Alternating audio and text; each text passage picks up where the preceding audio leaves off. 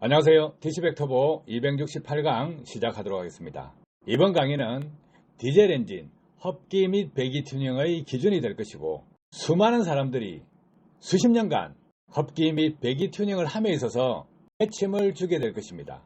수십 년 전부터 와류기를 판매하는 사람도 있고 장착하는 사람도 있습니다. 그런데 그런 분들은 어느 기간이 지나고 나면 마지막 튜닝은 순정이라고 돌았습니다. 왜 돌았을까? 이 원리를 알면 접근 방법이 잘못되었다는 것을 알게 될 것입니다. 운수업체 흡배기에 와류기 안 넣어본 회사가 있겠습니까? 화물차 차주분들 가운데 와류기가 좋다고 하는 사람도 있고 좋지 않다고 하는 사람도 있습니다. 그런데 일정 기간이 지나고 나면 다들 좋다는 소리를 하지 않습니다. 왜 그럴까? 대부분의 차량들은 인터쿨러 호스 클램프 관리를 하지 않습니다. 그렇기 때문에 호스 수축이나 또는 클램프 풀림으로 인해서 누기가 발생하고 있습니다. 해서 그런 차량에 와류기를 장착해 놔놓고 클램프를 잘 조아주면 누기가 줄어들게 됩니다. 어떻게 될까요? 관리 안 했던 차에 비해서 성능이 좋아집니다. 그러면 좋다고 그럽니다. 그런데 누기라는 현상을 알고 나면 잘못된 거다 하는 것을 알게 되는 거죠. 와류기는 그냥 저항체입니다. 저항체이기 때문에 도움이 될 수 있고 도움이 되지 않을 수 있습니다. 자, 와류기가 도움된다 그러면 생각을 해보세요. 소방호스에 와류기를 넣는 사람이 있느냐? 도시가스 배관에 와류기를 꼽아 넣는 엔지니어가 있느냐? 없죠. 그렇기 때문에 일반적인 자연현상에서는 부작용이 있다. 다 안다는 거예요. 그런데 엔진 흡기 및 배기에 와류기를 삽입하면 왜 효과 있다는 사람도 있고 효과 없다는 사람도 있나 이거예요. 상식적으로 생각해 보시면 되는데, 이 문제를 풀지 못하기 때문에 먼저 시도한 사람들이 질퍽거리다가 어느 기간이 지나면 순정으로 돌아옵니다. 그런데 처음 접근하는 사람들은 좋을 것 같아. 원리가 뭐냐 이거예요. 부작용이 있다 그러면 조금 더 깨친 사람입니다. 원리는 뭐냐면 저항입니다. 와류기 그런 거 안 넣어도 저항 발생할 수 있습니다. 관 축소 현상만 만들어 버리면 됩니다. 그런데 관을 축소하게 되면 흡기 쪽을 봤을 때는 RPM이 낮을 때 살살 밟고 당깁니다. 많이 밟게 되면 안 됩니다. 중량이 아니고 경량 적재 상태, 그리고 공차 이런 상태에서는 평길 내리막길에서 흡기 및 배기 간에 관 축소 현상이 생기거나 저항체를 삽입해서 저항을 만들거나 하면 차가 잘 나가는 것 같아, 좋은 것 같아 이런 식으로 나옵니다. 그런데 문제는 뭐냐면 중량 적재를 하고 긴 오르막길을 주행하거나 또는 고속 주행을 했을 때 흡입 공기량이 부족해집니다. 그럼 어떨까요? 연료 분산은 많은데 흡입 공기량이 부족해지면 면 발생량이 증가합니다. 그런데 디페퍼가 있기 때문에 운전자가 육안으로 배기구를 확인할 수 없다는 겁니다. 그래서 일반 사람들이 알아차리기가 쉽지 않다는 거예요. 배기관은 어떠냐 이거예요. 배기관을 기준으로 본다 그러면 엔진이 1200rpm 기준으로 회전한다 치면 배기관에서 역류는 분당 600회, 초당 10회가 발생합니다. 그래서 배기관에서 발생하는 역류를 알지 못한다예요. 눈으로 잘 안 보이니까. 그런데 왜 배기관에 공기가 나왔다 들어갔다 하냐 이거예요. 엔진이 연소해서 배기 행정에 들어가면 배기가스가 나오겠죠. 그런데 그 끝나는 타이밍에 이어서 나오냐 이거예요. 그렇지 않습니다. 순간적으로 배기관 끝에서 당김 현상이 생기고 대기 공기가 배기구로 통해서 들어옵니다. 1200rpm에 600번 들어온다 이거예요. 그래서 초당 10번씩 들어옵니다. 그래서 배기관에 맥동이 생기고 배기 밸브 쪽에서 간섭 현상이 생기는 것입니다. 자, 그러면 흡기관 및 배기관에 단면적을 축소하거나 와류기를 집어넣었을 때 어떻게 되느냐 이거예요. 자, 배기관 기준으로 보면 배기관에 배기가스가 나갔다가 들어오는 게 방해가 되겠죠. 그러면 역류가 어느 정도 억제가 됩니다. 그런데 일반적인 와류기를 집어넣어 놨을 때는 어떻게 되냐? 고속주행 또는 부하가 많이 걸리는 조건, 이때는 배기가스가 많이 나가야 되는데 못 나가면 또 배압이 증가되고 엔진에 부하를 주게 됩니다. 그럼 배기가 원활하지 않으면 블로바이 가스 발생량이 많아집니다. 그러면 엔진 블록 안에 무리가 가겠죠. 그래서 엔진이 안 좋아진다 이거예요. 그럼 흡기 쪽을 보면 흡기 쪽을 가압시키는데 배기 에너지로도 가압을 시킬 수가 있고 흡기관에서 발생하는 역류 에너지로도 가압시킬 수가 있습니다. 흡기 쪽에는 압축 시작 행정 또 배기 말행정에 역류가 발생합니다. 그러면 흡기 쪽으로 흡입된 공기가 나오겠죠. 그래서 그거를 억제하는 효과가 발생하면 효과가 있는 듯 합니다. RPM 그리고 연료 분사량이 적을 때 그럼 그 조건을 맞추면 어떻습니까? 중량 적재가 아닌 상태 평길 내지 내리막길에서 악셀레터를 살짝 건드려가 있으면 차가 잘 가는 듯 합니다. 그래서 운전자가 평상시보다 차가 잘 가, 토크가 좋아, 힘이 좋아 해서 이 물방개처럼 좋다고 합니다. 그런데 뭐가 문제냐? 중량 적재 오르막길 타거나 또 스타트할 때 가속페달을 푹푹 밟을 때 공기가 제대로 들어오지 않는다. 그럼 어떻게 될까요? 매연 발생량이 증가하죠. 자, 연료 분사는 많은데 공기가 적게 들어온다. 그것은 이잘 밸브를 열어놓은 조건과 비슷해져 버립니다. 그렇게 하면 어떨까요? 요소수 사용량이 줄어들게 됩니다. 자, 연소 효율이 좋아서 엔진 온도가 올라가면 질소산화물 발생량이 증가할 수 있습니다. 그래서 요소수를 쏘게 되죠.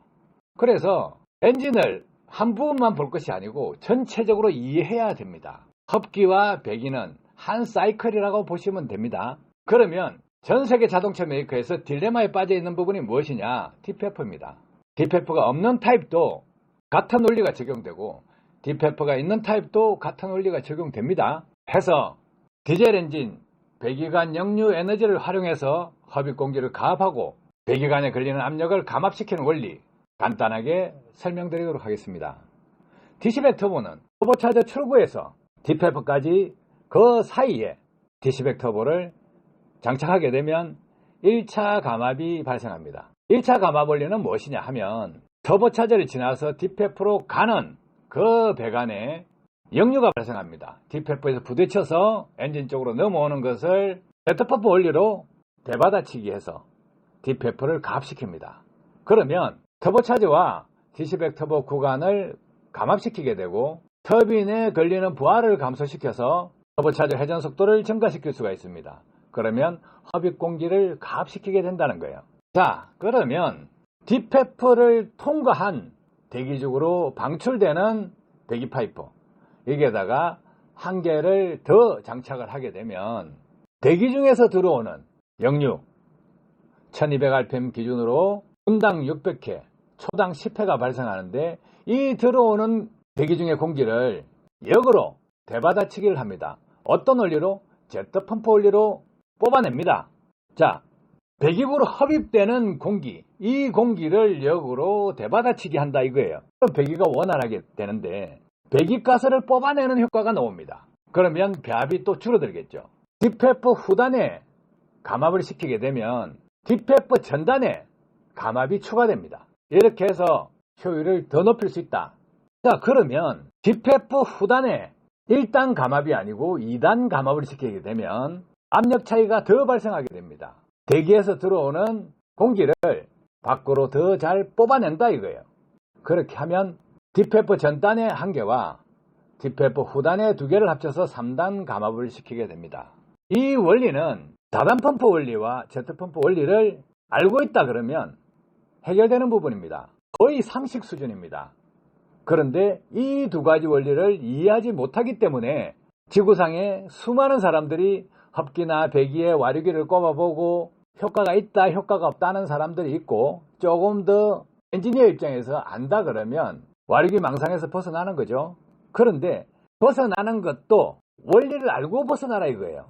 왜 부작용이 있는 것인지 순정이 좋은 것인지 알고 벗어나라 이거예요. 그런데 해보니까 안 좋더라, 해보니까 잘 모르겠더라 이렇게 빠져놓으면 안 됩니다. 정확하게 왜 그런 현상이 생길 수밖에 없었는지 엔지니어라면 그까지 파고들어서 결론을 만들어내고 탈출을 해야 됩니다. 그러면 저 같은 사람은 연구를 계속하기 때문에 원리를 찾아냅니다. 와류기가 왜 문제가 있을 수밖에 없는지, 왜 좋다는 사람이 있는지, 왜 좋지 않다는 사람이 있는지 시원하게 답을 드려야 되지 않습니까? 지금도 흡기 및 배기에 와류기를 꽂고 장착을 하고 좋다 나쁘다 하는 사람이 있습니다. 전 세계가 똑같아요. 그런데 이런 원리를 정확하게 간파해서 알려주는 사람은 없었다 이거예요. 운수업체나 또는 화물차 차주들 다들 주위에 와리기 꼽았다. 좋다고 했다가 1년 2년 지나면 뭔가 이상하다, 땡긴다, 차가 잘 안 간다 이런 반응이 나오고 결국은 셀프로 제거해서 버립니다. 어떤 기술을 채택할 때 이론이 없으면 버려야 됩니다. 왜? 이론조차 신뢰할 수 있는 과학적인 개념을 제시하지 않으면 결론은 아무도 모른다는 거예요. 그런데 원리를 가지고 접근을 해보면 쉽습니다. 이해가 된다는 거예요. 그래서 배기 쪽에 이렇게 감압을 시키는 실험을 하는 이유, 결과를 만들어내는 이유 무엇일까요? 흡기 쪽에는 이미 수년간에 걸쳐서 가압시키는 원리 똑같습니다. 다단펌프 원리와 제트펌프 원리를 적용해서 1단 가압, 2단 가압, 3단 가압, 4단 가압, 5단 가압 요까지는 실험을 완료했습니다. 디시백 톱으로 1단, 2단, 3단, 4단, 5단 할 때마다 압력이 더 올라가고 있다는 것이 확인되었습니다. 그러면 압력이 올라가면 올라갈수록 어떤 현상이 생기느냐? 순정 상태의 엔진에서 인터쿨러 호스 누기가 발생합니다. 인터쿨러 호스는 순정 상태 그 정도만 버틸 수 있고 어느 정도 기간이 지나면 누기가 발생하도록 품질이 되어 있습니다. 하지만 디시백 터보를 장착해서 흡기에 장착을 하고 압력을 높이면 높일수록 누기 확률이 높아집니다. 그래서 어떻게 하면 누기를 완벽하게 잡을 수 있겠느냐? 그것도 실험하고 또 방안을 찾아내고 했습니다. 자, 흡기 가압은 마무리됐어요. 그리고 흡기 쪽에 발생하는 누기도 발생하지 않도록 했습니다. 그 다음에 뭐냐? 배기 쪽에 감압을 시키면 과연 효과가 있겠느냐? 이 부분이에요. 그죠? 수많은 사람들이 흡기도 와리기 잡아였고 배기도 와리기 잡아였는데 흡기 와리기 집어넣고 배기 와리기 집어넣고 실험을 어떻게 해야 되냐? 이 오르막길 쭉 밟아보시면 됩니다. 고속주행을 해보시면 됩니다. 자, 와류기 삽입하고 쭉 최고 속도로 밟아보면 흡입 공기가 부족해지고 나비 첨가하면서 문제가 발생합니다. 그런데 흡기를 가압시키고 배기를 감압시키는 것이 모든 해전수 영역에서 동일하게 적용되고 있다 그러면 속도를 높여가지고 고속주행할 때 차가 잘 나가버립니다. 오르막길도 잘 가버려요. 자, 결국은 뭐냐면 연소효율이 높아진다 이겁니다. 그래서 지구상에 어느 누구도 역류를 거론한 적이 없었고 역류 에너지를 활용해서 엔진 성능을 올리는 것, 개선하는 것, 업그레이드 하는 것 어느 누구도 시도해보지 않았습니다. 하지만 당사에서는 이렇게 지속적으로 반복적으로 실험을 했습니다. 자, 국산차 수입차 틀리죠? 공기는 전 세계 자동차 메이커 가운데 어디가 제일 앞서고 있느냐? 냉정하게 말씀드리면 스카니아 쪽입니다. 스카니아는 주행 중에 흡기 압력을 높이기 위해서 흡기구를 차량 전면에 배치를 해뒀습니다. 달릴 때 차량 전면에 부딪히는 그 압력으로 터보차저 부하를 줄여서 가압을 더 시키고자 한 것입니다. 공기에 신경 쓴다는 거예요. 그만큼 공기가 중요하다. 그런데 자동차 메이커에서 에어클리너부터 디페프 후단까지 전체적으로 한 사이클이다 이렇게 생각하는 데는 거의 없습니다. 왜 배기도 중요하냐 하면 자, 배기구, 이 스카니아 배기구입니다. 원통형으로 나와 있어요. 공기장이 적겠죠. 그런데 볼보는 어떻게 되어 있습니까? 유로5까지는 원통형으로 나와 있습니다. 유로6는 말발굽으로 되어 있어요. 배기관 사이즈도 1차 감압시키는데 디페프 전단의 사이즈가 틀립니다. 볼보는 과거에는 120 내지 125파였습니다. 그런데 확 줄었죠. 그것이 문제라는 거예요. 왜 줄일까? 생각을 해보셨나요? 줄이는 이유는 디페프가 있기 때문입니다. 디페프 딜레마 때문에 그래요. 그런데 스카니아는 줄였나요? 안 줄였습니다. 보는 관점이 틀리다는 거예요. 볼보는 배기관 엔드에 말발굽같이 생긴 배기관 형상입니다. 배압을 증가시킵니다. 그리고 배기관 사이즈도 작아요. 그런데 디페프 후단에는 배기관 사이즈가 큽니다. 그런데 엔드 쪽에 말발굽 형상으로 장을 발생하게 해놨습니다. 역류를 좀 어떻게 억제해볼까 싶어서 말발굽 형상을 만들어 뒀는데 오르막길 주행에서 단점이 발생합니다. 그게 자동차 메이커 현주소라는 거예요. 그러면 과거에 액션트 차량 어떻게 되어 있을까요? 디페프 출구 쪽에 배기관을 어느 정도 막는 판을 붙여놨습니다. 왜 붙여놨을까 이거예요. 역류가 있다는 걸 안다. 또 디페프를 잘 태워주기 위해서는 배합이 발생해야 된다. 아이디어 차원에서 접근했었습니다. 그런데 지금은 어떨까 이거예요. 아닌 줄 알고 또 없애버렸습니다. 헤매고 있다는 거예요. 그래서 올바른 엔진을 만들라 그러면 에어클리너부터 배기구까지 전체 다를 한 사이클로 보고 해결해야 됩니다. 흡기 쪽의 압력을 얼마나 높일 거냐, 그러면 배기 쪽의 감압을 어떻게 시킬 거냐, 이런 부분이에요. 다단펌프 원리는 뭐냐면 쉽게 생각해 보세요. 우리가 방수기를 쓰죠. 그거는 단단펌프입니다. 아파트 지하에 가보면 펌프실도 따로 있습니다. 단단펌프 하나로 수직구로 올릴 때 30m 정도밖에 올리지 못합니다. 많으면 40m. 자, 어떻게 보냐면 모터 펌프가 2극이냐 4극이냐예요. 자, 2극이 뭐고 4극이 뭐냐 하면 4극으로 돌리면 이론상으로 1800rpm입니다. 2극은 3600rpm입니다.